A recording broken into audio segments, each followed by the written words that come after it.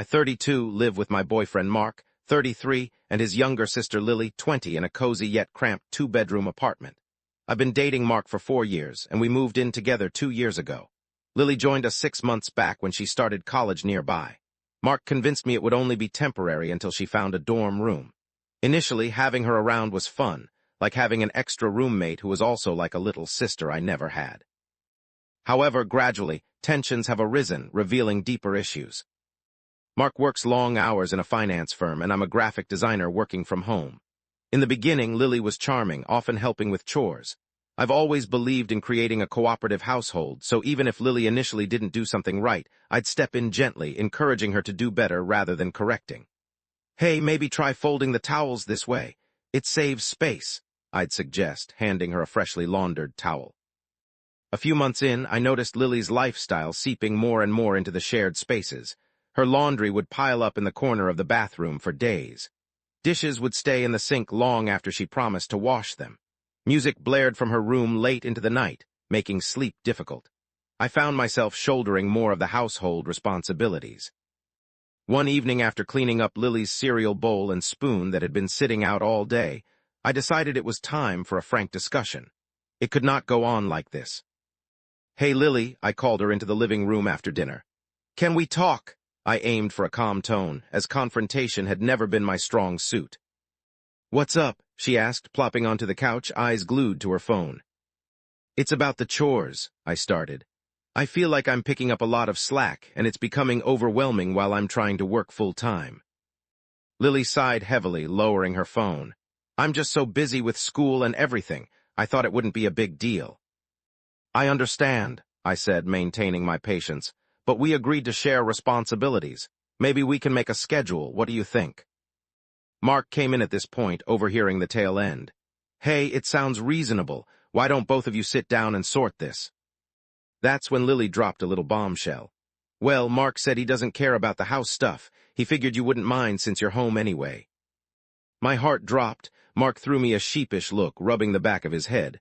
I might have said something like that once. Feeling betrayed, we ended the meeting abruptly, unresolved issues lingering awkwardly in the air. Over the next weeks, things got more frustrating. Lily's messes remained, and Mark increasingly seemed to be siding with her. When I reminded Lily to rinse her dishes or keep the music down, she often responded with, "I've got too much on my plate right now," making me look like the unreasonable one. My resentment brewed silently, and I avoided confrontations, thinking that perhaps I could handle it alone a little longer. One Friday night, the situation reached a breaking point. Mark was out with friends, and Lily was home with her college buddies. They sprawled across our living room, laughing loudly, leaving snack wrappers and empty bottles everywhere. I had a deadline and had retreated into our room to work, but the noise made concentrating impossible. Emerging from my room, I tried to keep calm.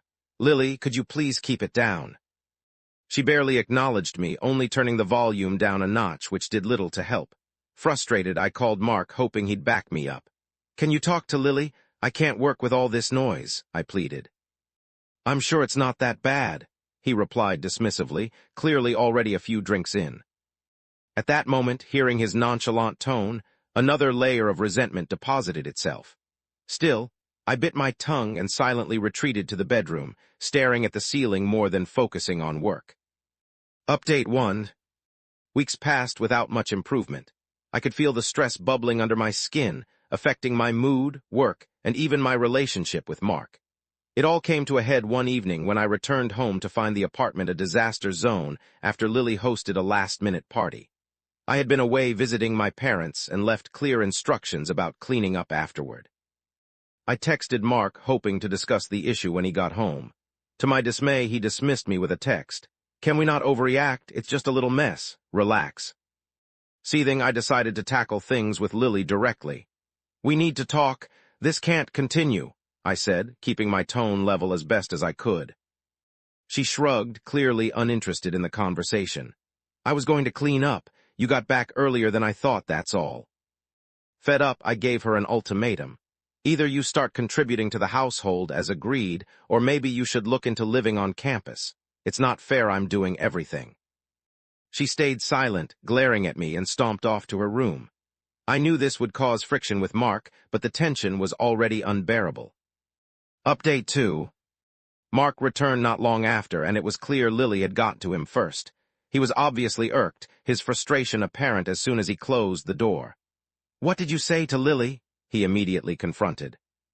"I just asked her to keep her part of the bargain or consider moving out," I replied calmly. "That's my sister. You can't just throw her out." "I'm not trying to throw her out, just suggesting she start holding her own or find a place better suited for her needs." He shook his head, disappointed. What happened to trying to make family work? "If this is making things work, then it's not working at all," I retorted. The argument spiraled into our own unresolved issues. It seemed more a culmination of miscommunication and assumptions, burrowing into the equilibrium of our relationship. Everything came rushing to the surface, our voices rising, emotions frayed. Eventually, Lily did get her own place on campus, tensions having reached a peak that made staying with us unbearable for all involved. But the aftershocks of this living arrangement disaster lingered with Mark and me. The atmosphere was brittle, words still unspoken, feelings unaddressed. Each of us retreated into our separate bubbles. My trust felt fractured, nursing old wounds inflicted by careless words and inaction. I wondered if perhaps my desire for harmony had eroded the relationship altogether. Am I the asshole for standing my ground finally, insisting on fair responsibilities even if it means potentially straining family ties? Or was I hard to live with under the already stressful circumstances? I'm left questioning if decisions made in frustration, and maybe desperation, could have been handled differently.